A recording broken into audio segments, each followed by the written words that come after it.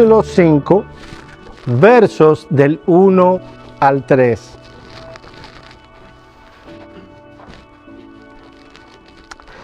Dice la palabra del Señor: pero acerca de los tiempos y de las ocasiones no tenéis necesidad, hermanos, de que yo os escriba, porque vosotros sabéis perfectamente que el día del Señor vendrá, así como ladrón en la noche, que cuando digan paz y seguridad, entonces vendrá sobre ellos destrucción repentina, como los dolores a la mujer encinta, y no escaparán. Vamos a orar. Señor y Dios, nosotros venimos una vez más ante ti para que, como cantábamos hace un momento, tú hables a nuestros corazones. Señor, qué tema tan glorioso el de tu venida. Permítenos, oh Señor, que al oír la exposición de tu palabra, nuestros ojos estén enfocados en la eternidad, en aquel día glorioso, en el que tu Hijo Jesucristo vendrá a buscar a los tuyos y darle retribución a aquellos que no buscan de tu rostro. Habla a cada uno de los que están aquí en particular. Si es un hermano en la fe, santifícalo a través de tu palabra. Si es alguien que no te conoce, ilumínalo, oh Señor, con tu Espíritu Santo. Obra en su corazón para que no solo pueda entender lo que estaremos exponiendo, sino que puedan venir también a la fe y al arrepentimiento. En el nombre de Cristo oramos. Amén. Amén. A lo largo de la historia han habido muchos que se han aventurado a predecir cuándo será el momento de la segunda venida de nuestro Señor Jesucristo y el fin del mundo. Algunas de las más prominentes sectas se distinguen precisamente por hacer predicciones. Por ejemplo, los adventistas del séptimo día y uno de los principales fundadores de esta secta, William Miller, predijo que el fin del mundo sería el 22 de octubre del año 1844. Obviamente eso nunca pasó, estamos aquí. Por otra parte, los mormones, con su fundador Joseph Smith, la iglesia mormona dice por medio de su profeta y fundador que el fin del mundo debió haber pasado en febrero del año 1835. Que ese mensaje, dijo Joseph Smith, había venido de la misma boca de Dios. Y que si no ocurría en ese tiempo, en los próximos 56 años, debía haber venido el fin del mundo. Obviamente no pasó. Ahora, quienes tienen el premio gordo de dar profecías y sugerencias en cuanto a la venida son los testigos de Jehová. Esa gente sí. Charles Taze Russell, el fundador de los testigos de Jehová, aseguró que primero que la venida del Señor sería en el año 1874. Luego lo cambió al año 1914. Su sucesor, Rutherford, el juez, dijo que sería para el año 1925. Y el cuarto presidente que tuvo la organización, Frederick Franz, dijo que sería en el año 1975. Mi papá cuenta que en Cumanayagua, una ciudad al sur de la provincia de Cienfuegos, en Cumanayagua, los testigos de Jehová, que hay muchos, no es verdad los que son de allá, muchos testigos de Jehová, empezaron a pasear por todo el pueblo repartiéndose casas. Esta va a ser mi casa, después de la Magedón, esta va a ser mi casa. Bueno, probablemente la mayoría de los testigos de Jehová se murieron sin las casas, porque el Señor no vino en el año 1975. De hecho, hasta en una ocasión, ya me quité a los testigos de Jehová arriba, usaron una gallina para que profetizara la segunda venida de Cristo. Esa gallina dijo, bueno, de hecho empezó a poner unos huevos que decía Cristo viene. Y eso fue un escándalo. ¿Ustedes se imaginan una gallina poniendo huevos que diga eso? Luego se descubrió, obviamente, que era falso. Esa gallina profetizó que Cristo vendría en el año 1806. Falló. Lo más reciente que tenemos, y yo no estoy al tanto de todo lo que pasa por ahí, así que a lo mejor hay alguien que se haya aventurado, pero lo más cercano que yo recuerde y que fue un boom fue cuando Harold Camping predijo que la segunda venida de Cristo sería el 21 de mayo del año 2011. Y luego lo movió para el 21 de octubre de ese mismo año. Obviamente pasó mayo, pasó octubre y el Señor Jesucristo no vino. Mis amados hermanos, al ver toda esta gran cantidad de predicciones acerca de la venida del Señor Jesucristo, nos preguntamos, ¿podemos nosotros saber la venida, el tiempo, el momento en el que el Señor Jesús vendrá en su segunda venida? Otra pregunta. ¿Es importante que nosotros conozcamos con precisión el tiempo de la venida del Señor Jesucristo? ¿Qué es realmente importante en cuanto a la venida del Señor? Estas y otras preguntas las vamos a responder a la luz de 1 Tesalonicenses capítulo 5 versículos 1 al 3. Ahora, antes de exponer mi texto, quiero hacer una aclaración. En el sermón pasado y aún durante este sermón, probablemente ustedes oirán cierta crítica al dispensacionalismo premilenial y tal vez alguna que otra postura con el que los pastores de esta iglesia no estamos de acuerdo. Cuando hablamos del dispensacionalismo premilenial y de alguna otra postura con la que no estamos de acuerdo, mis amados hermanos, no estamos criticando el carácter de esos hombres. Estamos hablando de sus doctrinas. Yo estoy muy agradecido con muchos de aquellos que tienen una perspectiva dispensacional premilenial de la venida del Señor Jesucristo. Estoy agradecido de sus sermones y de sus libros. Sin embargo, el hecho de que seamos hermanos en Cristo no significa que nuestras diferencias carezcan de importancia. Como dice Sam Waldron, los corazones de algunos hombres son más grandes que sus cabezas. Por eso, mis amados hermanos, debemos exponer lo que las Escrituras enseñan.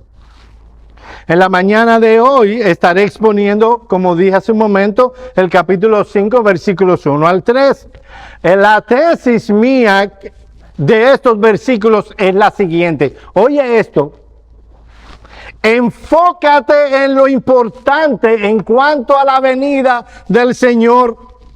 Mucha de la mala interpretación en cuanto a la venida del Señor se debe a que personas bien intencionadas le prestan atención a lo periférico más que a lo importante. Así que mi tesis es, repito, enfócate en lo importante en cuanto a la venida del Señor Jesucristo. La pregunta que puede surgir en la mente de algunos al oír mi tesis es, bueno, Joel, ¿qué es lo importante en cuanto a la venida del Señor Jesucristo? Pero antes de decir lo que es importante, vamos a hablar de lo que no es importante y que no le debes prestar atención. Y eso está en el versículo 1. Pero acerca de los tiempos y de las ocasiones no tenéis necesidad, hermanos, de que yo os escriba. ¿Qué no es necesario? Mis amados hermanos, no es necesario saber el tiempo de la venida del Señor. El versículo 1, atiendan bien que esto es importante, empieza con la palabra pero. Y aunque los dispensacionalistas premileniales quieren insistir que ese pero es un cambio de tema, o sea que Pablo va a hablar de otra cosa, en la mentalidad de ellos el día del Señor, La realidad es, mis amados hermanos, que el apóstol Pablo está hablando exactamente del mismo tema, la venida de nuestro Señor Jesucristo. ¿Cuál es la relación entre los santos y la venida del Señor en su segunda venida? El término griego que utilizó Pablo para pero no implica un cambio de tema. Es una complementación de lo que venía estando diciendo en el capítulo, a partir del capítulo 4, versículo 13. La partícula usada presenta un contraste entre la seguridad que debemos tener de que Cristo vendrá por su pueblo y de las características que tendrá ese evento que veremos en un momento. Es muy posible, como decía en el sermón pasado, que Timoteo viniera con un grupo de preguntas de los hermanos en Tesalónica, que recuerden que eran una iglesia recién fundada, creyentes jóvenes, y probablemente entre las preguntas que trajo Timoteo estaba, ¿cuándo vendría el Señor?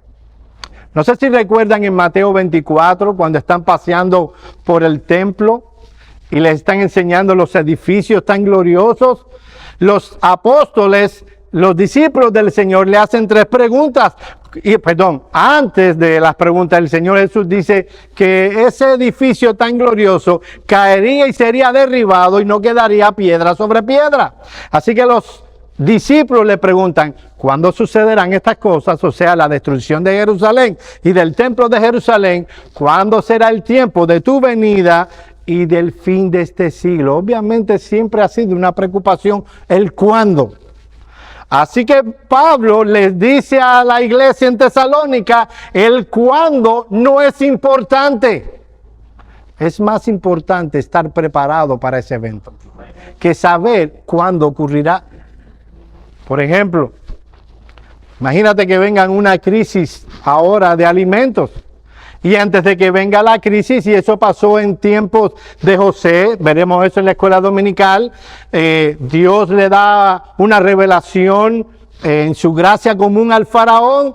José interpreta el sueño, vendrían 7 años de abundancia y 7 años de escasez. Y la sugerencia de José a la luz de eso, bueno, prepárate. Prepara graneros, reúne comida. Bueno, es exactamente lo mismo en este punto. El cuándo no es importante, sobre todo si ya estás preparado para ese evento. ¿Estás listo? Miren lo que dice José Grau, un excelente teólogo, murió hace unos pocos años atrás, sobre este texto. El capítulo 5 continúa el tema que lleva el capítulo 4. Con mejor tino que en otros casos, las sociedades bíblicas no han separado primero a los Tesalonicenses, capítulo 4, versículo 18, de primera a los Tesalonicenses, capítulo 5, versículo 1. Si usted tiene la Reina Valera y usted tiene la edición de la Sociedad Bíblica, aunque todas las ediciones son de la Sociedad Bíblica, ellos tienen los derechos, usted verá que en primera a los Tesalonicenses, capítulo 4, dice la venida del Señor. Y el capítulo 5 y el capítulo 4 a partir de 13 están juntos. Ahora, como dice Grau, ahí se la comieron, porque generalmente se equivocan, pero ahí le pusieron como tenían que hacerlo.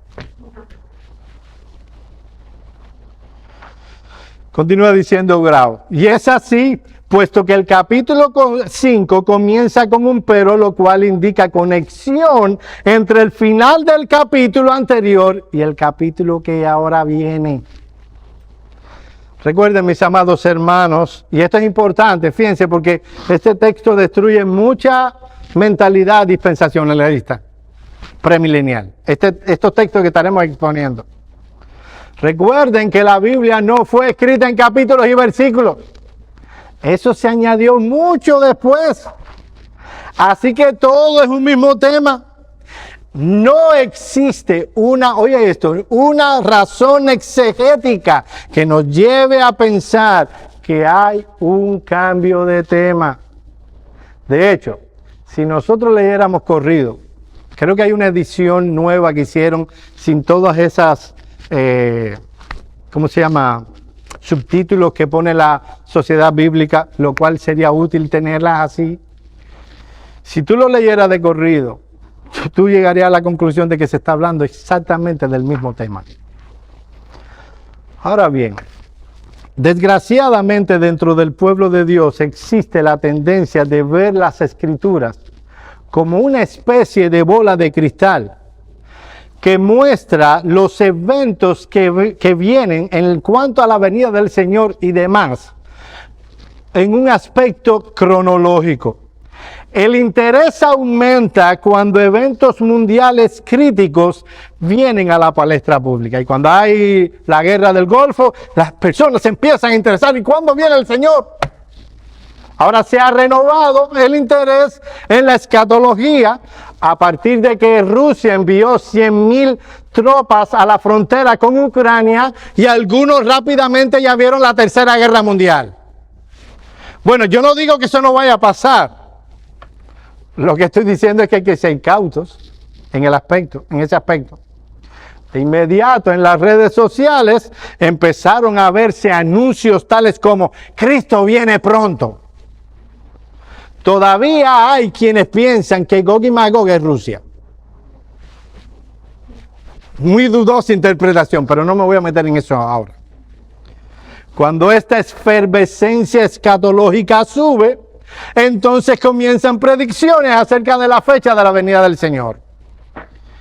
Y es que a algunos les gustaría saber el momento exacto en el que Cristo viene a buscar a su pueblo. En algún que otro caso, para entonces ponerse las pilas. Sin embargo, Pablo le dice a los tesalonicenses que no tenían la necesidad de que Pablo les escribiera acerca de los tiempos y de las ocasiones. Mis amados hermanos, entre aquellas cosas que son necesarias para la vida cristiana, el saber el tiempo exacto de la venida del Señor no está. La expresión o la palabra griega que Pablo usó para tiempos es la palabra cronos. De ahí vienen nuestras palabras castizas, cronológico, cronometrar. Esta palabra hablaba del tiempo que puede ser medido en horas, minutos y segundos. La palabra ocasión es la palabra kairos en griego y habla de la oportunidad. El punto es que saber el tiempo exacto, la temporada o la oportunidad en que Cristo vendría no es algo necesario. Ya el Señor Jesús lo dijo en Mateo capítulo 24 versículo 13. Pero el día ni la hora nadie lo sabe, ni aun los ángeles de los cielos, sino solo mi Padre. Cuando Cristo se refiere aquí al día y la hora, es obvio que se está refiriendo al día de su segunda venida. Cristo afirma, oye esto porque esto tiene una conclusión.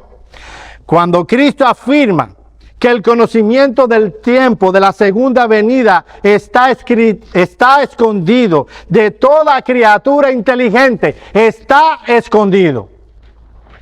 Nadie lo sabe, dice el Señor, ni los ángeles del cielo, aquellos que están en la misma presencia de Dios, no lo saben. Marcos, en su evangelio, en el capítulo 13, versículo 32, añade más luz. Dice, pero de aquel día y de la hora nadie sabe, ni aun los ángeles que están en el cielo, ni el Hijo, sino el Padre. Ahora bien, esta afirmación desde un punto de vista puede ser bastante desconcertante. ¿Cómo el Hijo no sabe el día y la hora en que vendrá? Bueno, déjame explicarte una cosa. Jesús es completo hombre y completo Dios. En su divinidad Cristo es omnisciente, pero en su humanidad Él crecía en gracia, tenía hambre, se cansaba, tenía sed y había cosas que no sabía. Como por ejemplo, cuándo sería el momento de su venida. Dice Hendrickson comentando Marcos capítulo 3, el Padre solo Él sabe.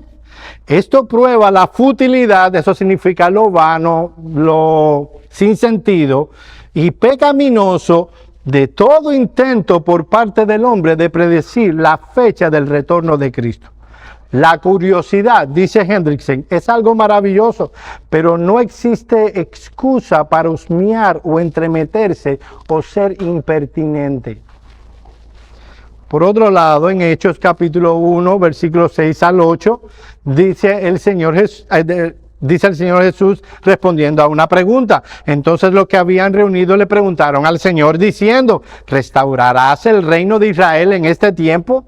Y les dijo, no os toca a vosotros saber los tiempos o las sazones que el Padre puso en su sola potestad, pero recibiréis poder cuando haya venido sobre vosotros el Espíritu Santo y me seréis testigos en Jerusalén, en toda Judea, en Samaria y hasta lo último de la tierra. ¿Notaron al Señor Jesús enfocando a los discípulos? Ellos estaban en el ¿cuándo? No les toca a ustedes saber el tiempo o las sazones. Lo que les debe preocupar a ustedes es ser testigos en Jerusalén, en Judea, en Samaria y hasta lo último de la tierra. El cuándo, olvídense. Preocúpense lo que tienen que hacer, por lo que tienen que hacer. A pesar de esas expresiones de parte del Señor, sigue habiendo personas que quieren predecir. Y esto es importante, repito por lo último que voy a decir. Dice alguien que escribió un libro de escatología y obviamente puso su fecha de la venida del Señor. Aunque Cristo dijo eso, no es de extrañar que cuando hayamos completado nuestro estudio, como ¿sabe lo que está diciendo a la larga este? El Señor Jesús no sabe de lo que está hablando. Cuando terminemos nuestro estudio, conoceremos mucho del calendario de Dios para la historia del mundo. No conoceremos el día y la hora exacta, pero podemos tener una idea bastante cercana de cuándo haya de venir por segunda vez. En ese libro, este hombre dijo que podría venir, obviamente no dijo la fecha y la hora. Es muy inteligente el niño. Pero él dijo que vendría entre el 15 y el 27 de septiembre del año 1994. Hace mucho que pasó eso. Yo era un niño cuando aquello. Un jovencito. A esto concluimos. Dice Waldron, los fijadores de fechas hacen predicciones que una y otra vez demuestran ser falsas. Así pues, son muy semejantes a los falsos profetas y podemos aplicarle a esos falsos maestros las advertencias de Deuteronomio, capítulo 18, versículo 20. Si oyes a alguien dando una fecha, lo que estamos diciendo es que tal persona es un falso maestro. Huye de ahí. Es un falso maestro. Huye de ahí.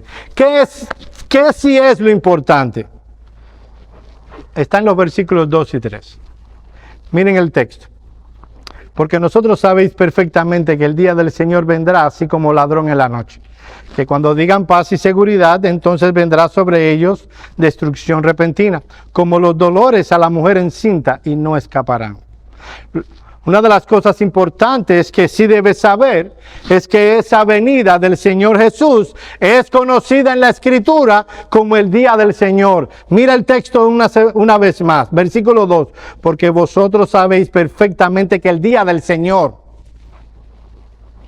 Esa expresión se usa en el Nuevo Testamento en dos lugares aparte de este. Se utiliza en 1 Corintios capítulo 5, versículo 5, el tal sea entregado a Satanás para destrucción de la carne a fin de que el espíritu sea salvo en el día de Jesucristo. Es obvio, y el contexto es un contexto de disciplina eclesiástica. Una persona, miembro de la iglesia en Corinto, cometió un pecado grosero que no debía haber cometido, y Pablo les dice que tal persona debía ser sacada de la membresía de la iglesia. Mis amados hermanos, el pecado debe ser disciplinado en el contexto de la iglesia. Sacarlo del contexto de la iglesia o de la comunión de la iglesia, Pablo le llama a entregarlo a Satanás. Es un estado peligroso cuando una iglesia saca de la comunión a uno de sus miembros. Yo sé que cuando uno está en pecado, su corazón está duro, está deteriorada sus gracias, y una iglesia declara, eres un gentil y publicano, y dice, fueron injustos conmigo. ¡Qué malos son! No hay amor en esa iglesia. Bueno, déjame decirte que precisamente disciplinamos el pecado entre nosotros por amor. El tal sea entregado a Satanás. Sacadlo de la comunión de la iglesia. Repito, es un estado peligroso. ¿Por qué? Mira lo que dice. Para destrucción de la carne vendrán aflicciones a aquel que es sacado, a fin de que el espíritu sea salvo en el día del Señor. Es verdad que ese, como ocurrió, y por eso en 2 Corintios Pablo vuelve a tratar el tema, ese hombre, por ser expulsado de la comunión, vino al arrepentimiento con grandes lágrimas. Eso es lo que se procura. Un verdadero creyente no dice, ya malos son conmigo. No, considera su alma, el estado de su alma, considera su pecado, va al arrepentimiento, va a Cristo otra vez y viene con grandes lágrimas. Ahora, dice, para que sea salvo en el día del Señor Jesucristo. Es obvio que está hablando de la resurrección. También se habla del día del Señor en 2 de Pedro, capítulo 3, versículo 10.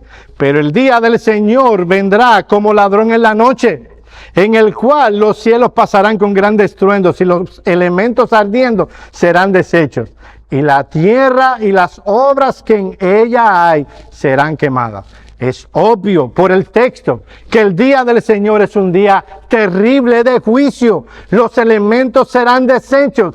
Es la descripción del último día de este mundo tal y como lo conocemos. Ahora, en las Escrituras hay muchas y variadas expresiones que se utilizan para describir el día de la venida del Señor. Lo que estoy diciendo es que la venida del Señor por su pueblo y el día del Señor es exactamente el mismo día. Y lo prueba el texto que estamos estudiando hoy. Hay otras expresiones que se utilizan para hablar de ese día. Por ejemplo, el día del Hijo del Hombre, el día del juicio, el día de la ira, el día de nuestro Señor Jesucristo, el día de Jesucristo, el día de Cristo, el día de la visitación, el día de Dios, el gran día, el día de la resurrección, el día de la venganza, el día. Cada uno de estos términos ofrece alguna característica de aquel día cuando Cristo venga a buscar a los suyos, el último día. Algunos arguyen que el día del Señor no puede ser una esperanza para el cristiano, porque es un día de juicio. Y mis amados hermanos, es verdad que cuando se utiliza el día del Señor es para hablar de juicio. Pero vamos a leer 2 de Pedro, vamos allá. Capítulo 3, versículo 9 al 13. Y verán cómo el día del Señor es un día de esperanza para el creyente. 2 de Pedro, capítulo 3.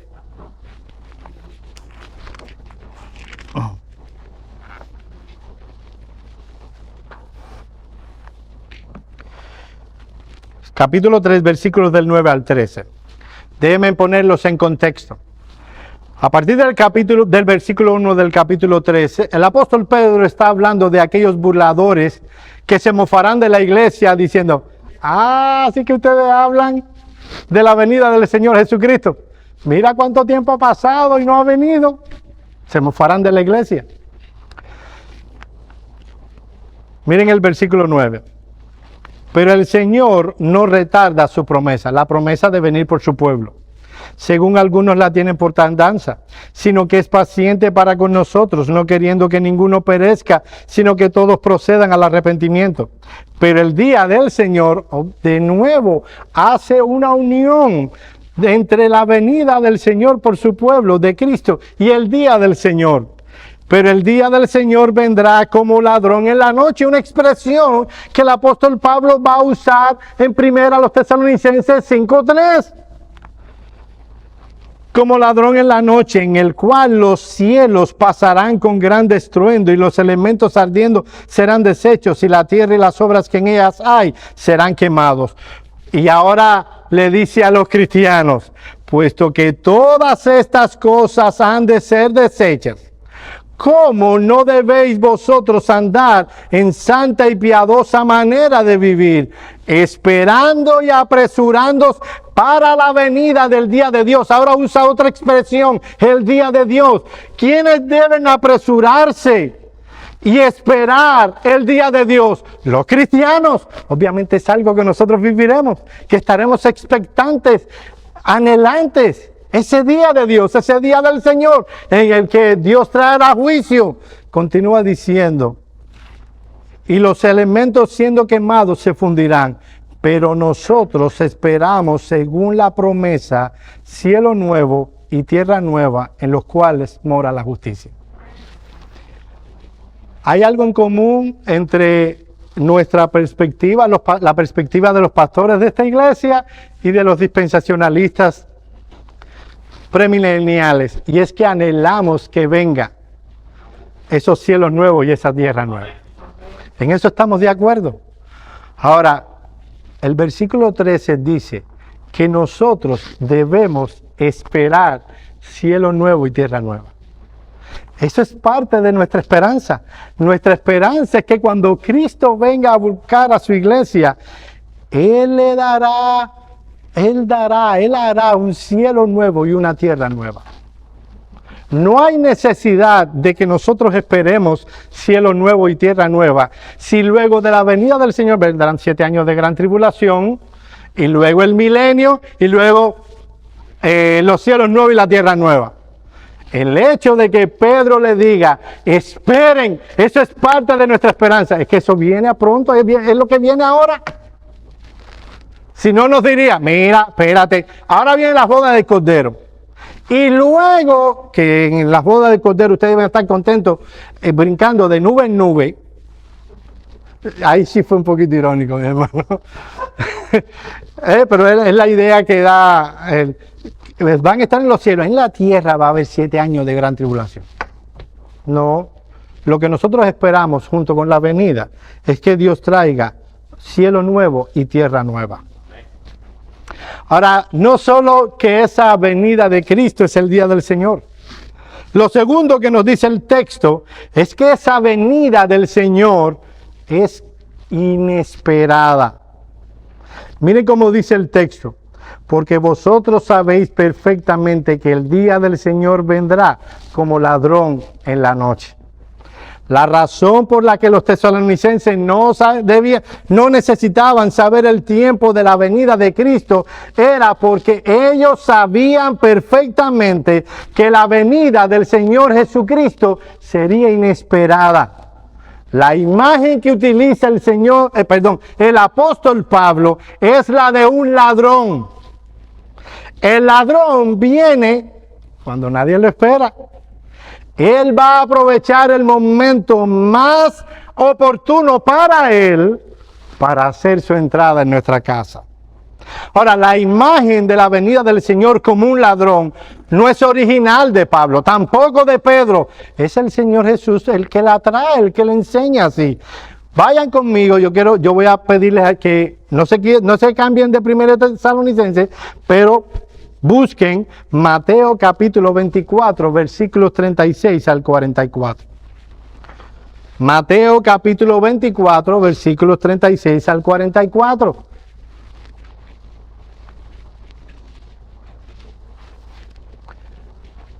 Mi amigo que nos visitas en esta mañana, tal vez para ti estemos hablando en hebreo o en éntico antiguo.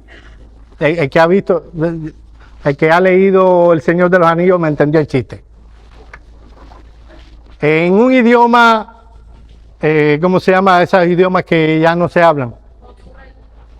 Sí, hay un término. Bien, un idioma que tú no hablas. Déjame decirte una cosa, mi amigo que estás. Por favor, a los que vienen de visita, atiéndanme acá.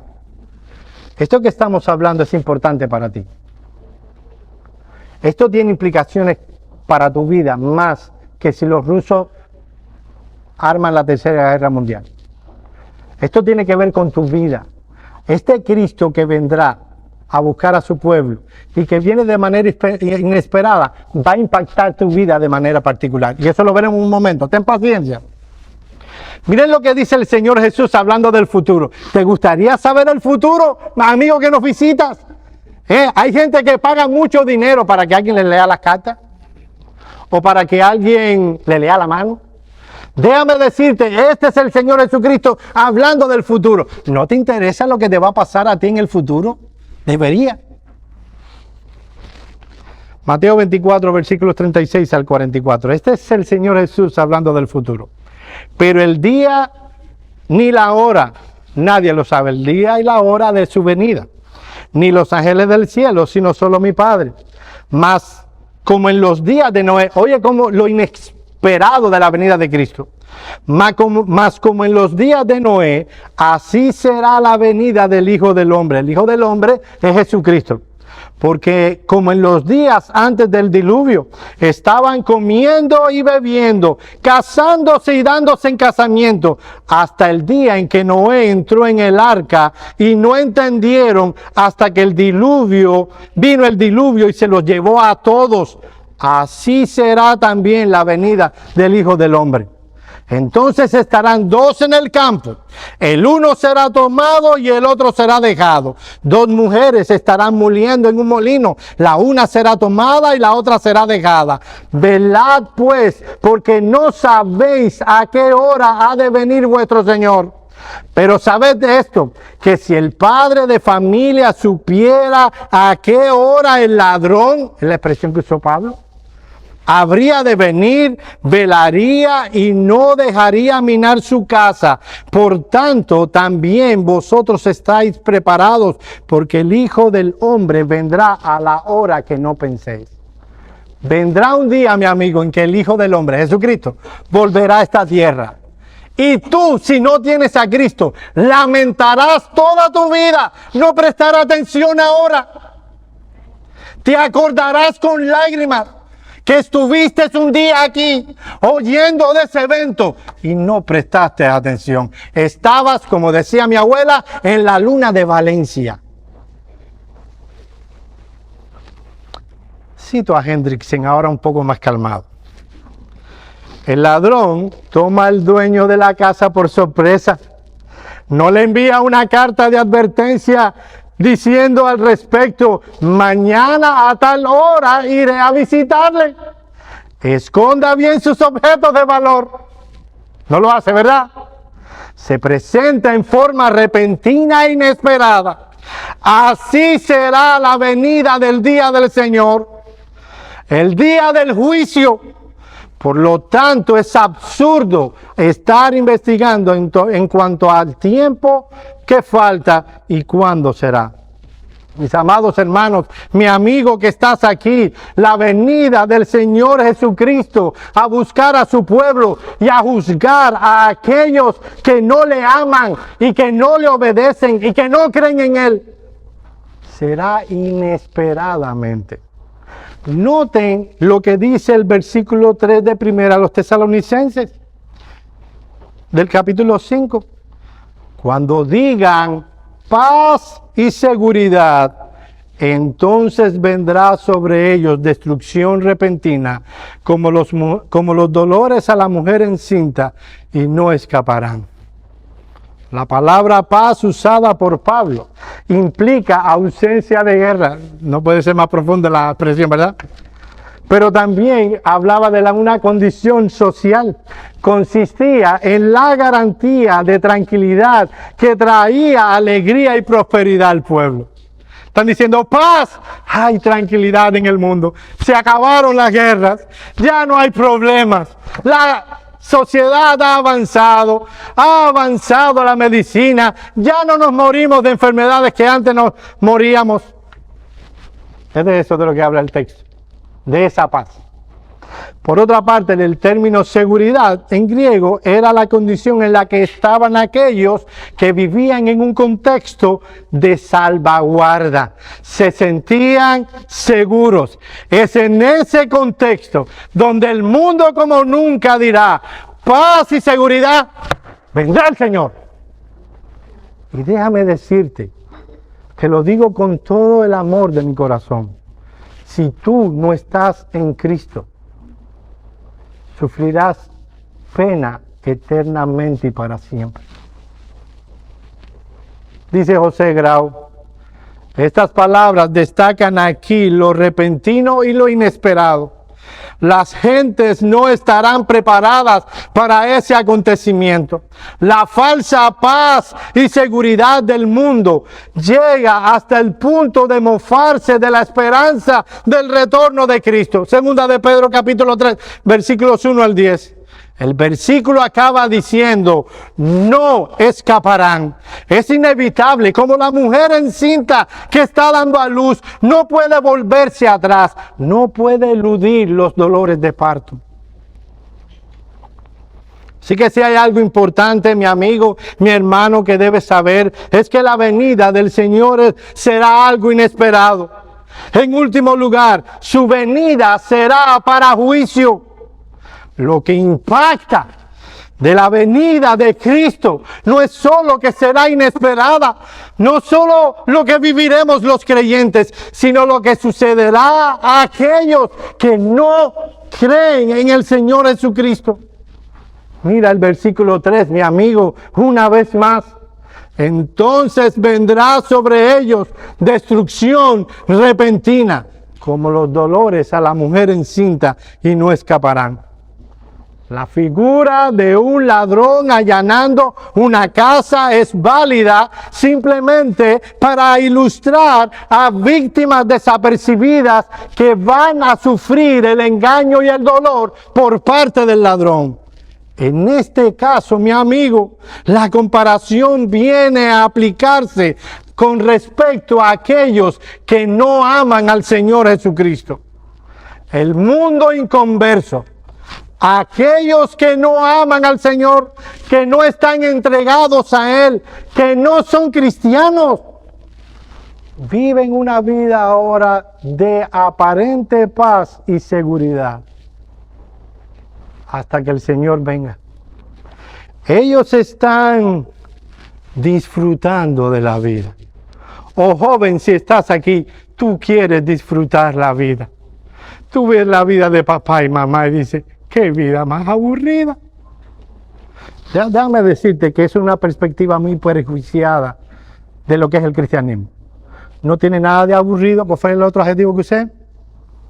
Bien, aburrido. No tiene nada de aburrido. Y tú los ves allá, tú sabes lo que es ir a la iglesia. Todos los domingos. ¿Por qué no ir a la playa? A nadie se le ocurre ir a la playa hoy, que está lloviendo y hace frío. Normalmente en la Florida. No, tú sabes, no vamos a la playa. ¿Por qué no vamos a la playa? Papi, mami, vamos a la playa, no a la iglesia. Te voy a explicar por qué papi y mami prefieren ir a la iglesia y no a la playa. No importa que un domingo haya un sol, como decimos en mi país, que raje las piedras. Porque Cristo lo vale más que cualquier cosa. Cristo vale más que un día de sol en la playa. Miren lo que dice un comentarista acerca de la venida inesperada de juicio del Señor Jesucristo. El robo suele pillarnos desprevenidos. Al enterarnos de lo que ha pasado, reaccionamos con extrañeza y aturdimiento. No lo podemos creer, nos han robado. Nos sentimos abrumados e impotentes.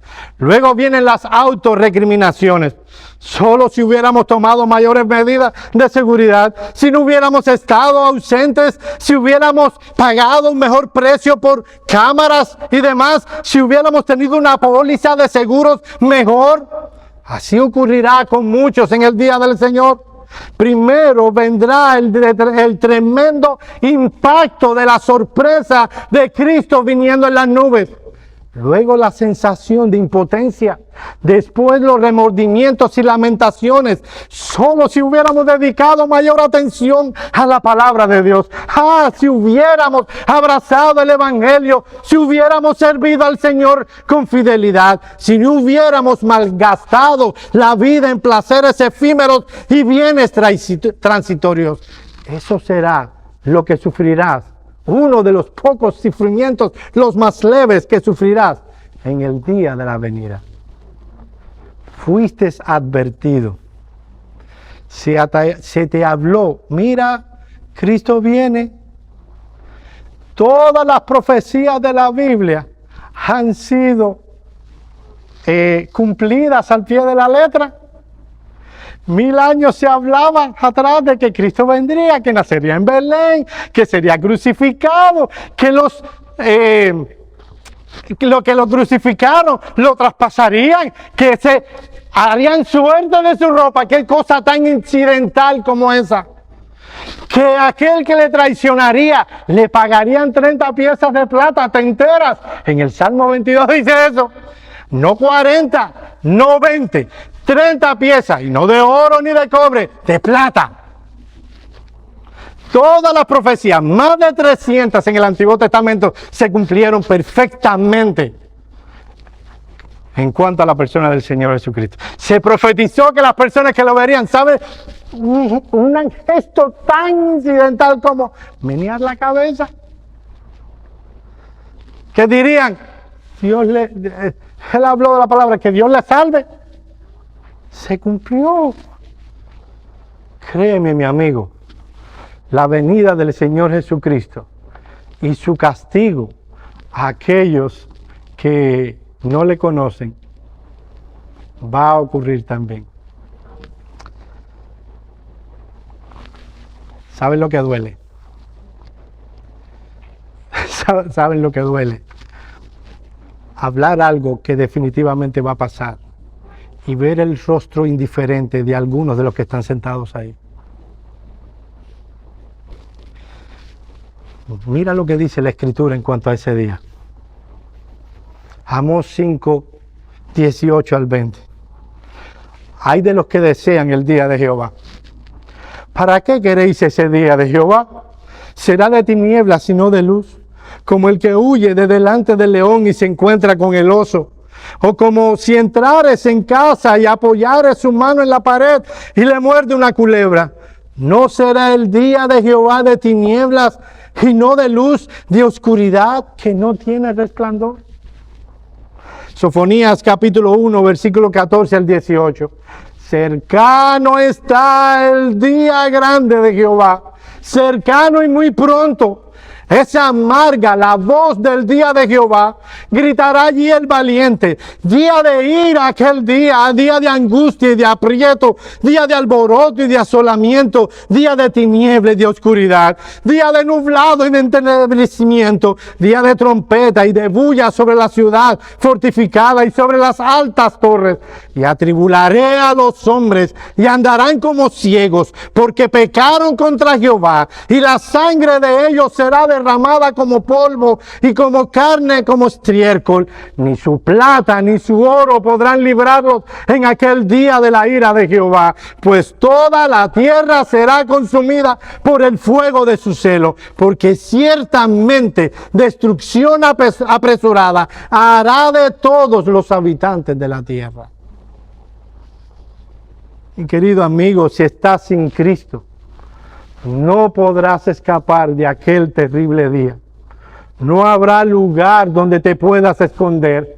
Cristo es omnipresente, o sea, Él está en todo lugar. Él es omnisciente, Él conoce a todos. Él tiene toda la autoridad y todo el juicio.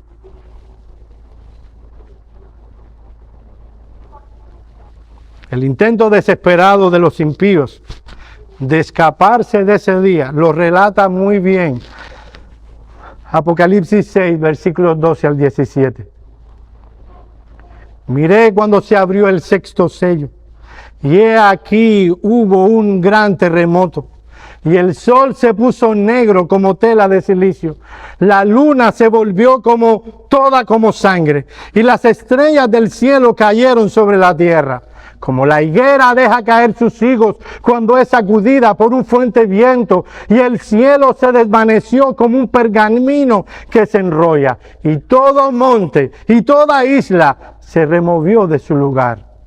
Y los reyes de la tierra, y los grandes, los ricos, los capitanes, los poderosos, y todo siervo y todo libre, se escondieron en las cuevas entre las peñas de los montes, y decían a los montes y a las peñas: caed sobre nosotros y escondednos del rostro de aquel que está sentado en el trono y de la ira del Cordero, porque el día de la gran ira ha llegado, y ¿quién podrá sostenerse en pie?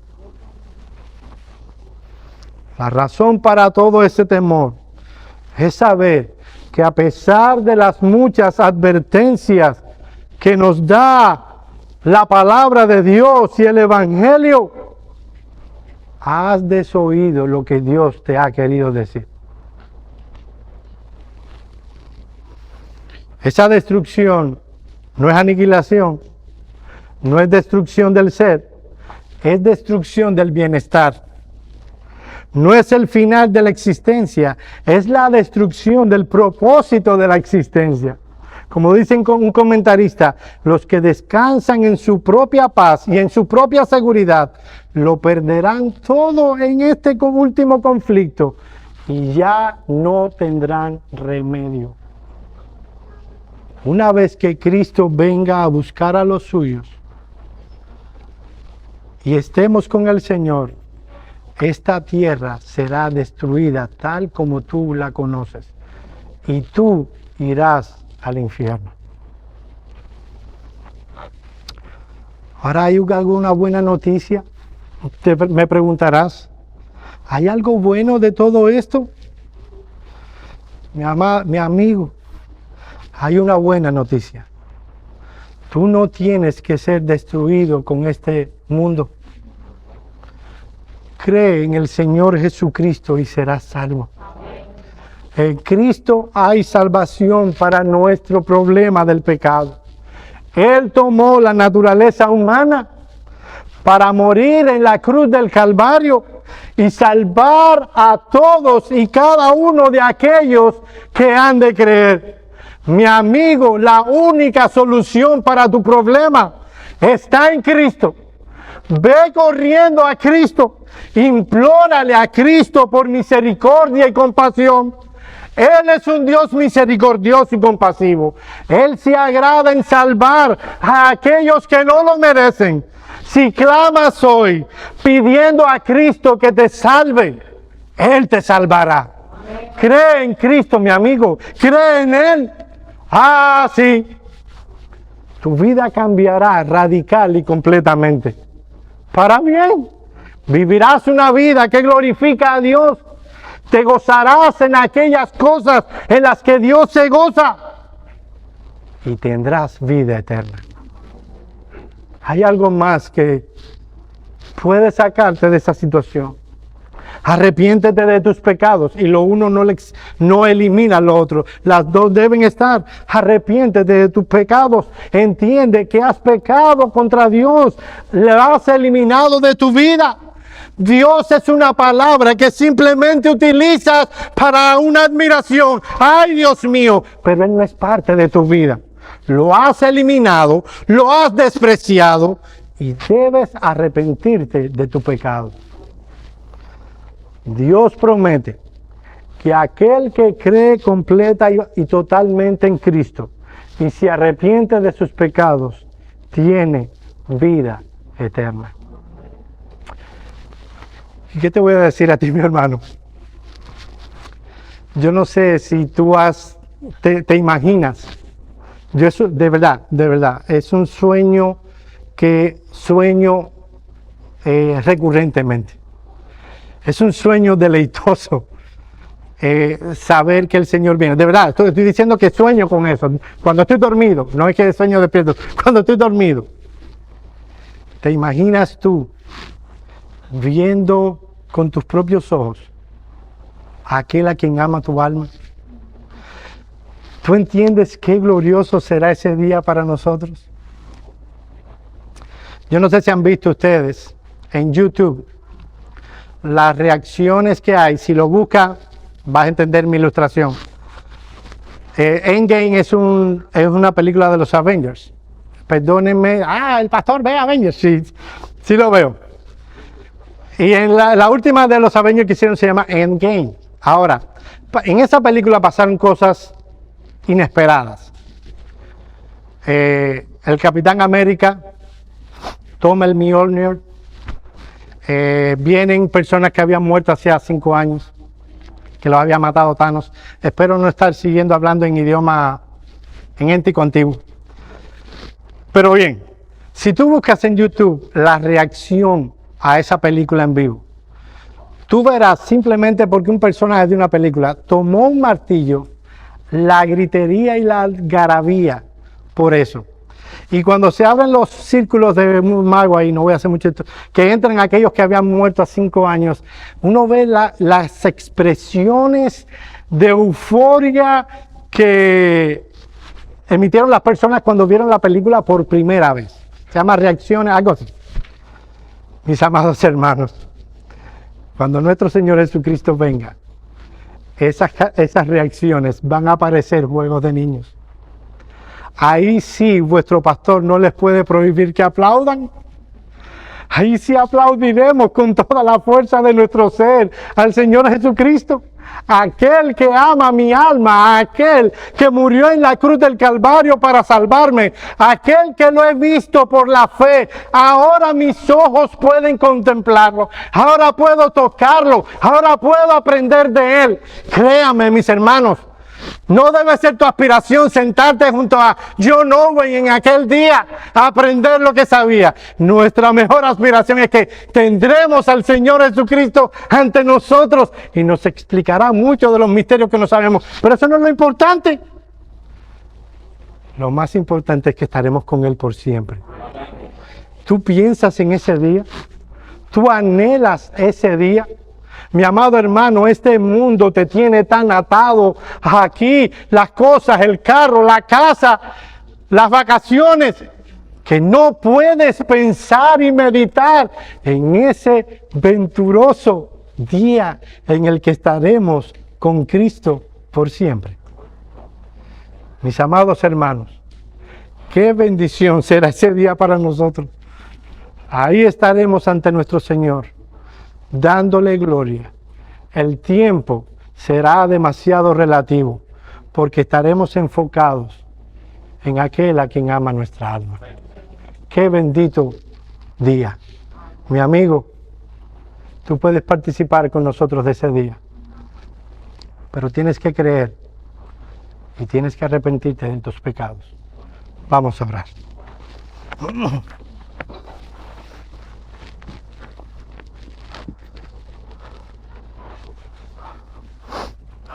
Padre nuestro,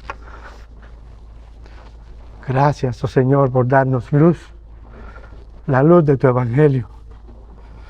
Gracias porque solo por tu gracia podemos ver con gozo el futuro, sabiendo que todo terminará cuando tu Hijo venga por los tuyos. Oh Señor, ten misericordia de nuestras hijas. Ten misericordia de aquellos que están aquí y no te conocen. Ten piedad. Sálvalos, oh Señor. Será un día terrible. Y no están apercibidos de eso, no porque no se les haya dicho, no quieren creer. Odian tu palabra y odian lo que tú eres. Ten piedad, oh Señor. Ten piedad de ellos. Señor, gracias. Porque tú nos has librado. Porque aquel a quien tu Hijo libera es verdaderamente libre. Señor, somos libres para amarte. Somos libres para servirte. Te pedimos, oh Señor, que con estas cosas en mente, nuestro aprecio por el mundo sea cada vez menor, que nosotros estemos enfocados en ti, en vivir vidas que te glorifican a ti, en vivir y deleitarnos en la eternidad que viene. porque estaremos contigo. En el nombre de tu Hijo Jesucristo oramos. Amén.